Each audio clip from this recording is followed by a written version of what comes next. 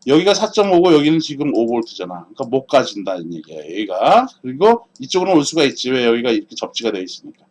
그래서 여기에서도 0.5V가 깎이겠지. 그래서 여기는 4V가 되겠다라는 얘기인 겁니다. 4V가 이렇게 해서 전압 강화가 그렇게 생긴다는 얘기지. 여기가 4V라는 얘기는 아니야. 토탈 전압 강화가 그래서 1V가 생긴 것이고 4V가 여기에 찍힌다라는 얘기인 것이지. 그 얘기는 회로를 하나를 그려보면은 좀 더 지금 얘기한 것이 이해가 잘 안 되는 학생이 있을 수 있으니까 저항을 이렇게 달아놨어. 여기 5V야 5V. 여기 1오음이야. 여기는 2오음이고 여기도 2오음이라고 쳐. 이렇게 쳐. 그러면은 여기에 걸리는 전압은 몇 볼트가 될까? 그렇지. 1V지. 여기는 2V. 여기는 2V. 이렇게 되는 거야. 그렇지? 자, 지금 이 회로에서는 이렇게 갔을 때 다이오드 여기가 몇 볼트? 0.5V의 문턱 전압이 생기는 거야. 0.7이라고 합시다. 실리콘이라는 가정해. 0.7 깎여.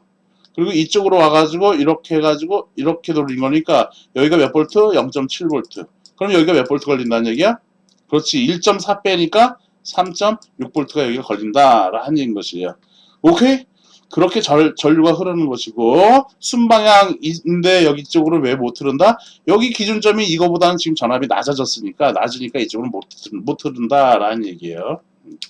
자, 그리고 이제 반대로 가볼게요. 이제 반대로 이렇게 왔어. 역방향이니까 이쪽으로 안 흐르지. 이쪽으로 안 흘러. 이건 순방향 이렇게 통과했습니다. 0.7V 떨어졌어. 그 다음에 이쪽으로 못 가지. 역방향이니까 이렇게 왔어요. 이렇게 왔어. 여기 왔더니만 여기는 0.7V 깎였으니까 여기는 4.3V가 이제 걸리는 건데 여기로 와버리니까 여기는 현재 4.3이고 여기는 지금 이렇게 와 있는 이 지점은 5V잖아. 그치? 그러니까 이쪽으로는 못 흐르는 거지. 왜? 여기가 전압이 더 높잖아. 전위가 높잖아. 그치? 이쪽으로 못 오지. 순방향 바이어스라도 이쪽으로 못 와진다라는 얘기야. 그래서 이쪽으로 가서 이쪽으로 왔어. 여기도 순방향이니까 이쪽으로 갈 수가 있을 텐데 여기서 지금 5V가 왔으니까 0.7이지. 여기는 그러면 4.3이라는 얘기야. 기준이. 그런데 여기서 이렇게 와가지고 현재 여기는 4.3인데 이거 다이오드 통과하니까 여기 몇이 되는 거야. 그렇지. 0.7V 또 깎이는 것이지. 깎인 전압이 된다라는 얘기야. 그러니까 여기가 0.7 빼면은 3. 몇이 돼? 6이 되는 거지. 3.6. 전위가 더 낮다라는 얘기야. 물론 여기를 찍어가지고 3.6은 안 나오지. 여기가 마이너스니까. 즉 여기가 3.6이 나온다라는 것이에요. 이론적으로 설명하려다 보니까 그렇게 된 거지. 다이오드에서도 회로 전압이 깎이니까 여기의 전위가 여기 전위보다는 낮아. 그래서 이쪽으로는 순방향 바이어스가 걸려 있지만은 이쪽으로는 안 흐른다는 얘기죠. 그래서 이쪽으로 전류가 흐른다라는 얘기야. 그래서 그때 흐른 것이 요 파형이 된다라는 얘기죠. 그 다음에 플러스였을 때로 가는 거는 이렇게 된 거는 요 앞쪽에 있는 파형이 되는 것이고 요렇게 이게 신호가 반복이 되겠다라는 얘기인 겁니다. 오케이? 전파 정류회로의 평균값인 중류 출력 전압 구해보자 라는 얘기인 겁니다. 한번 구해볼게요. 얘는 그래서 전파 정류회로 파형 갖다 놨나 여기다 내가? 안 갖다 놨구나.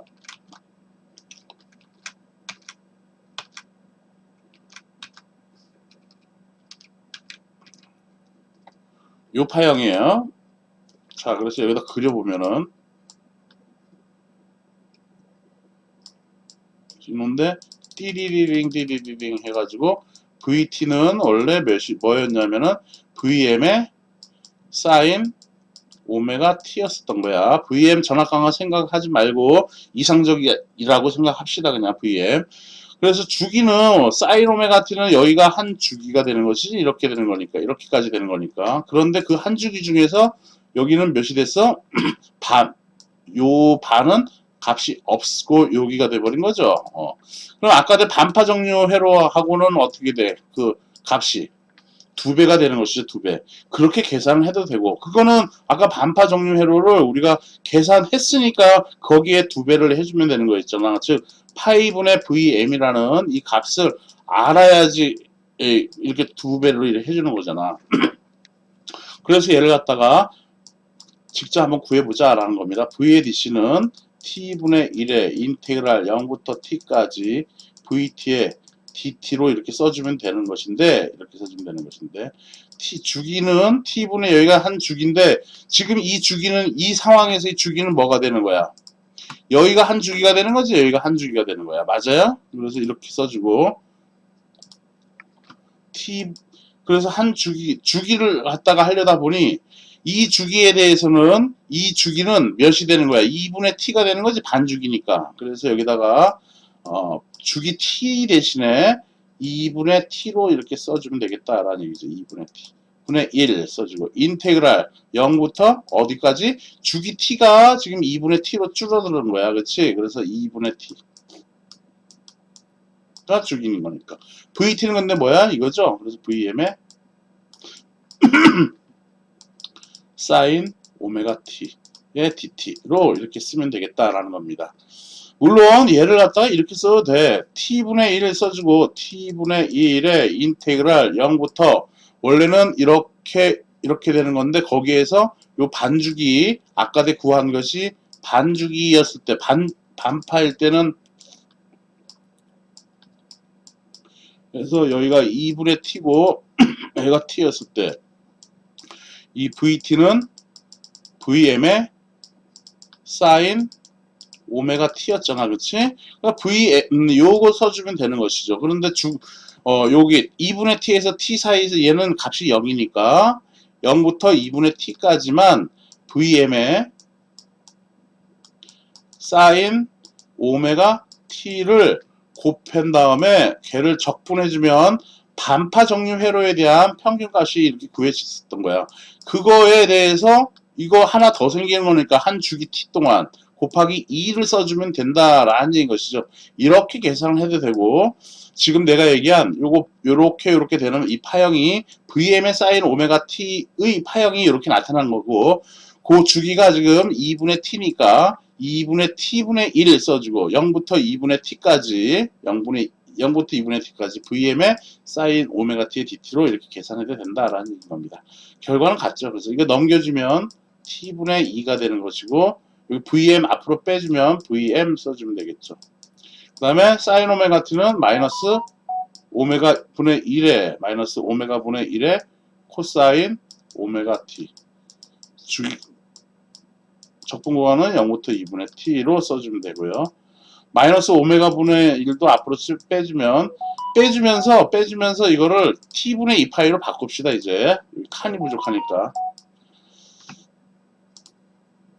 그래서 t분의 2파이 즉 오메가가 t분의 2파이니까 t분의 2파이를 빼준 거야. 그냥 이렇게 변환한 거야. 바꿔준 거야. 곱하기 t 써주고 분자는 2vm 써주면 되는 거고 여기에 코사인 오메가는 t분의 2파이야. 곱하기 t에다 2분의 t 대입하면 되겠지. 그래서 2분의 t 빼기 코사인 0은 1 이렇게 계산하면 되겠죠. t하고 t하고 약분되고 2하고 2하고 약분돼요. 그리고 여기도 t하고 t하고 약분되고 2하고 2하고 약분돼.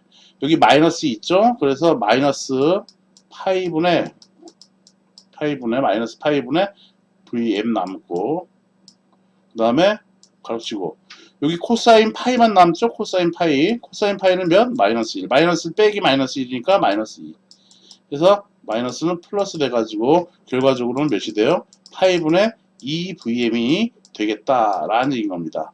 물론 vm이라는 것은 RMS로 표현하면 파이분의 2 루트 2의 v의 RMS가 되는 거죠. 이렇게 v의 RMS. 아까 내 파이분의 루트 2를 계산하니까 그게 0.45가 나왔어 대략. 그래서 0.45 곱하기 2 하니까 몇이 돼요? 0.9. 그래서 v의 RMS 이렇게 계산이 된다라는 얘기인 겁니다. 그래서 전파 정류 회로의 직류 평균값은 그래서 파이분의 2 vm이다 라는 거 기억을 좀 해두기 바랍니다. 파이분의 2배의 vm라는 거. 그럼 vm하고 v의 RMS 관계식이 나와지니까 이런 것들은 쉽게 여러분들이 계산할 수가 있겠죠. 그래서 이 결과를 보면은 0.9의 VRMS, 파이분의 2 VM이라는 거 나와지고요. 이렇게 해가지고 동일한 교류 입력 전압에 대해서 반파 정류 회로보다 2배의 직류 출력 전압을 얻을 수 있다는 장점이 있는 거고요. 또한 출력 전압 파형 역시 보다 직류에 더 가까운 파형이 됐죠. 아까도 반파는 이런 파형이 나왔었던 건데 전파일 때 전파는 이렇게 나와지니까 얘보다는 얘가 더 직류에 가깝다라는 얘기인 겁니다. 따라서 반파 정류 회로에 비해 동작 특성이 우수하다. 그러나 얘도 마찬가지로 완전히 평탄한 직류는 아니다라는 것을 우리는 알 수 있죠. 평탄한 직류라는 얘기는 이렇게 쭉 나가야지 이게 직류잖아, 그렇죠? 그러면 이런 거에 대해서는 우리가 정류 필터 회로를 구성해가지고 그 다음에 이제 정류기 레귤레이터 거쳐가지고 직류로 이렇게 만들어줄 수가 있습니다. 자, 어쨌든 오늘은 우리가 전파 정류 회로에 대해서 알아봤어요.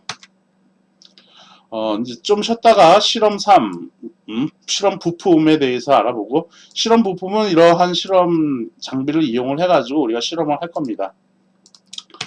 그래서 좀 쉬었다가 실험 방법에 대해서 알아보도록 하죠.